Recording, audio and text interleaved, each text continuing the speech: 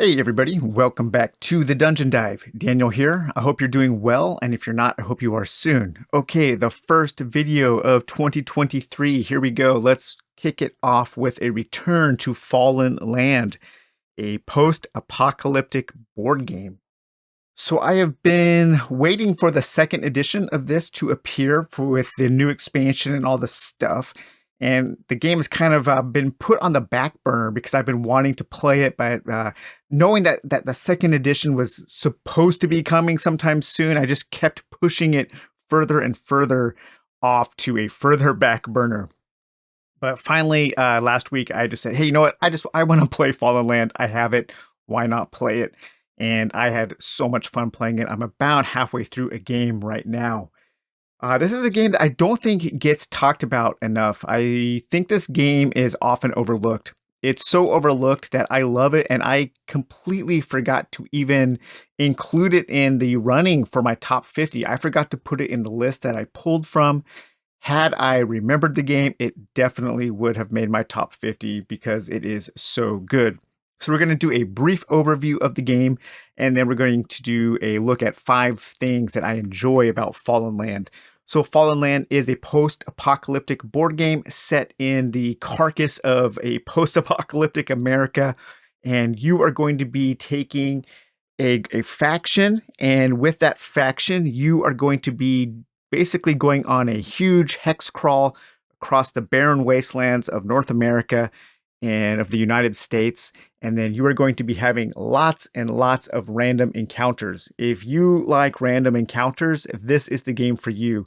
If you like games with emergent narrative where you get to connect the dots between lots of disparate things and lots of random things that happen, this is the game for you. So at the beginning of the game, you will take one of 10 factions. I am playing as the Syndicate, but you also have the Regulators and the Coalition of the Black Angel, the Sigma Corporation, the Brotherhood, the Federalists, the Enclave of Terra, the Highwaymen, the Sons of Neptune, and the Swamp Runners. So let's take a look at the Brotherhood here. So each of the factions will have couple starting buildings. They have this town tech. So this is a game where you will be managing a party of survivors that are going to be going on missions for you. And you are also going to be managing a town and building up your town with their technology and also building up your town's defense. So the Brotherhood starts with a couple. Each of the factions starts with their own technology. You will keep track of your movement bonuses here for when your party is out going on missions. You will keep track of how many resources you have. There are a number of different resources on the map, and you can move to those resource spaces and take them over so you can help generate money and town health throughout the game. Because the way you win is you either need to get up to 80 health or 20 town prestige in order to win the game. And then each of the factions will also have some special abilities that are unique to them. And there is a lot of writing in this game, and it is mostly really good. The mission cards all have little stories on there with different kinds of outcomes. And then there are different kinds of encounter cards that you will have for whether you are in the mountains or perhaps a city or radiated space, and then also some planes. Not a lot of art on the backs of these cards, but we'll talk about the art a little later because there is some fantastic art in this game. But the main drive of this game is random narrative encounters. And I do like most of the writing. Led by their High Cleric, the Brotherhood demanded a place on the council. When their initial request was ignored, they appealed to the accepting natures of the Coalition of the Black Angel and the Enclave of Terra. When this again failed, they threatened war. After much deliberation, the Council of the 10 Towns admitted them to keep the peace. And although the vote was later disputed, the Brotherhood has gained designs to establish clandestine cults within each of the factions. Eventually, they hope to bolster their numbers until they can overthrow each faction's leadership and establish an overarching theocracy. All right. So the faction that I am playing with right now is the Syndicate. And right now in my party, I have Chad Zomasis. Let's take a closer look at these. Let me just grab my characters. Your party will consist of 5 characters and a vehicle. Right now, my vehicle are some armored horses. I absolutely love that. The vehicles in this game are so fun. But right now, I am playing with Chad Zosimus. He is a renegade hacker, and he is in my party. I also have here. I have what is that? Genie Ocean or Benny Ocean, a doctor there, a doctor, and he's actually armed with a rocket launcher right now. And then we have Lorenzo Escobar, the famous scientist. And we have Miles Krakauer, the energetic paramedic. And my favorite guy in my party right now is Sheldon Benson, this wannabe white rapper, Eminem style guy. And I have him all suited up in a high-tech body armor with a 12-gauge pump shotgun. So yeah, this dude kind of tears it up in combat. I think that is hilarious. In my town roster, I have a number of characters that when the characters in my party, when they get killed, I can swap them out if I return back to my town. So right now in my roster, I have Bill Pitcher, the faction engineer. We've got Captain Washington, the caravan officer. He's a master, so that means he's kind of a better character. We have Cassie Reardon, the adventurous artist. And we have Leland Voorhees, extreme sports enthusiast. Laura Wingborn, the faction recruiter. Augustus Vincentia, the insightful chaplain. And Peter Kelsey, the chatty repairman. So these guys are hanging out back in my town, just kind of waiting to get their time in the spotlight.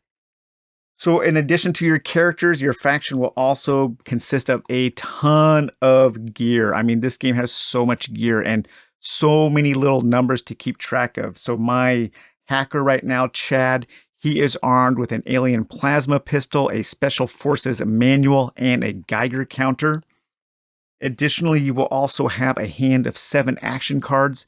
And these are little cards that allow you to kind of, break the rules and do things such as gain extra movement, perhaps escape from enemies, find safe havens while you are exploring to make it a little easier to heal and gather information. And there is a huge deck of action cards, and they're all different. Additionally, there are also red dotted action cards, and these are mainly used in the competitive mode. And these are take that cards. So these are all cards that you can do crazy things to your opponents. And you don't use these too much in the solo game, but there are some variations that you can use these. Basically, you can roll some dice, and if you roll a certain number, you draw one of these red dot cards, and then you play that on yourself. And these are usually cause bad things to happen to you. And so yeah, that's basically what you're trying to do, is you're trying to explore the Wasteland, go on missions, go on having encounters, gaining loot, gaining town prestige, and gaining town health to hit that final total. So I am actually a little apprehensive about the 2nd edition coming up. And one of the reasons why is I know it's going to add more stuff. And one of the things I love about Fallen Land is how all of these epic things, this huge grand experience, fits in a relatively small box. But yeah, this box is actually pretty small. And I have the base game and the single expansion, the A Journey into Darkness, and it all fits in here. I mean, it barely fits. I don't think I can fit a single extra component or card in the box, but it has just an absolutely epic presence for such a small box. I mean, you get all of this stuff on the table you see fits in this box. And I'm just a little worried that the 2nd edition is going to be, a little bit bigger. I hope the map isn't bigger. I hope it doesn't add too much stuff. I hope it doesn't turn into a big box game. So that is my one apprehension about 2nd edition. But let's get into 5 things that I really do enjoy about Fallen Land. Number 1 is the rulebook. This is a very, very good rulebook. It is well written, it is informative, it is easy to find the answers that you need. For such a big, grand game, the rulebook makes learning this game pretty easy, and it is actually a relatively simple game, even though there are a lot of moving pieces. But the rulebook does a great job of walking you through every step, and it has a fantastic index at the end, and the index is very, very handy. Additionally, there's the index there. It also has a very detailed order of play where it goes through some turns and it basically goes over in detail every aspect of the game. So very good rulebook. This is a perfect example of how to do a rulebook. Number 2 is the art. So the art in this game, I can see some people really disliking the art in this game. It is amateurish, but there is a great, that's actually the creator of the game right there, John, or one of the creators, John Lonergan. I believe that is a look-alike there. But actually in the game, Fallen Land, the game is an item in the game. I think I showed that in my initial video. But yes, the art is quite amateurish, but I love it. It has a lot of character. I know I mentioned in my original video how this game reminded me of a game that I would have purchased from a little toy store or a big toy store where I grew up called Arthur's Toys. And they had all kinds of just crazy indie games that they would sell in plastic bags and stuff. And all of those games had art like this. And these are the kind of drawings that me and my friends used to do growing up. We used to design our own G.I. Joe characters, and we would draw little pamphlets for them that had all of their powers and weapons, and we would draw them, and they all kind of looked like this. I think the art is quite charming, and it fits the theme of the game so well. It fits the kind of game this is, and yeah, it just really makes me happy to look at all the art. And there's so much art in this game. You know, the encounter cards, they don't have much art. They're all text, but all of the action cards and the character cards and the loot cards all have this like great kind of art. It just reminds me of the kind of art that we used to draw on book covers, or, you know, while you were doodling when you should have been paying attention in class and school and that kind of stuff. But every single loot card, oh, there's one of the vehicles there, the Enigma van, the mystery machine. But yeah, every single card has unique art, and there's just so much to it. The unlimited stash of duct tape. That is one of the items that my hacker needs. So each of the characters has these links, and if you ever get one of these items that you can link to this character, then you get an additional stat bonus. So I don't think I've ever come across the unlimited stash of duct tape, but I could see how that would be very, very helpful in a post-apocalyptic wasteland.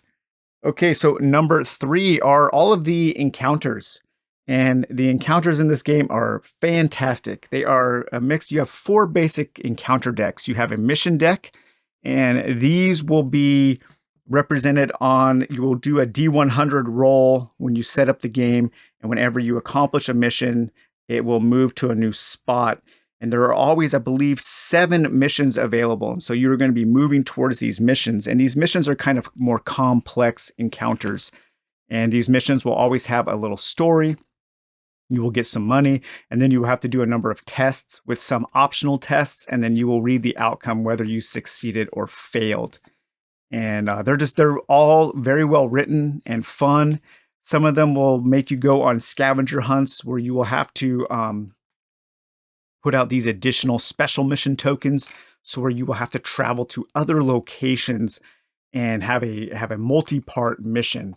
And then, of course, there are also a huge deck of encounters for when you are on a normal space, which is like a plains space, and you will draw from one of these. And again, the same kind of thing. While these may look boring, they don't have a lot of pizzazz. The writing is good, and the skill checks are fun, and it's always fun to have random encounters. And then you also have, of course, a whole deck of encounters for mountain spaces, and city and radiated spaces. And The difficulty goes from plains being the easiest, mountains are middle, and city and radiation are difficult. And missions are kind of up and down. You never really know what you're going to get when you do a mission. Okay, number 4 here is the game is relatively easy and it's very fun. I've read some complaints that some people have, especially with the solo game, where it's not a big challenge. And this isn't one of those threat management style co-op games where you are going to lose a lot. This is a game that I think you're going to win a lot if you play solo.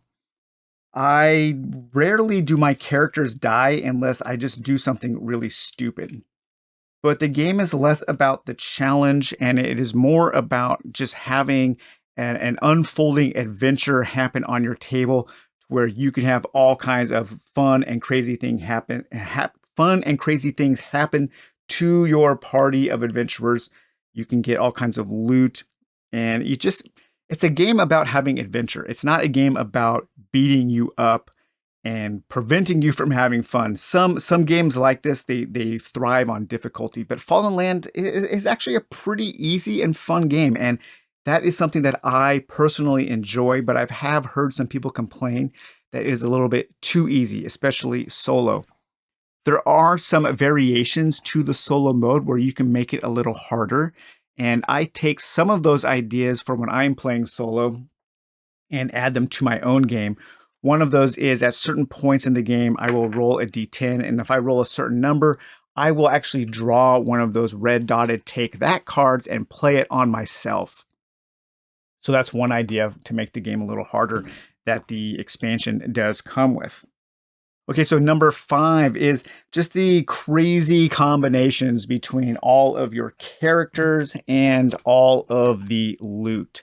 There is so much loot in this game. Here is the loot stack here. I mean, that is a fantastic stack of loot in every single one of these. At least probably 90% of these are different. There might be some duplicates like for healing items and stuff. I'm not sure, but all of the characters are unique and the characters all have their special abilities. Most of the characters will have an item that they are looking for that will make them more powerful, or sometimes the characters will have links with each other.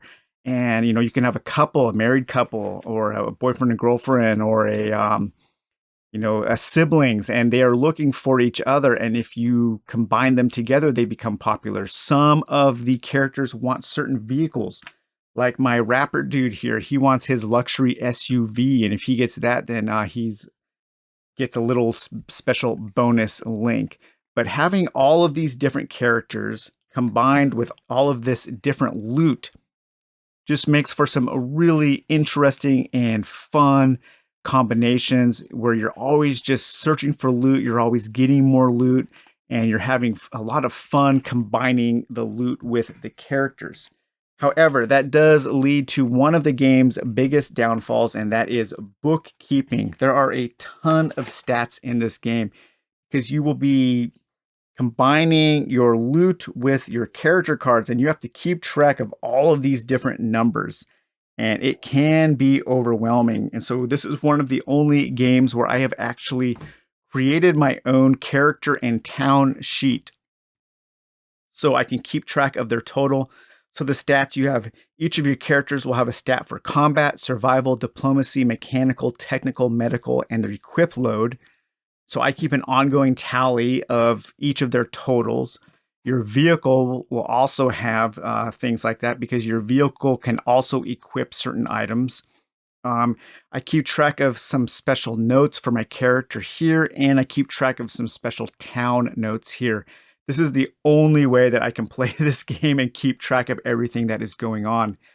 If I were to play this game in a competitive way with other players, I would actually give everybody one of these sheets, and I would make a rule where you have to keep track of your stuff. This game has so many little bonuses, so many little exceptions to the rules that each player will have that is different than the other players, that it would be very easy for somebody to take a look at one of their characters or their town and be like, oh, you know what?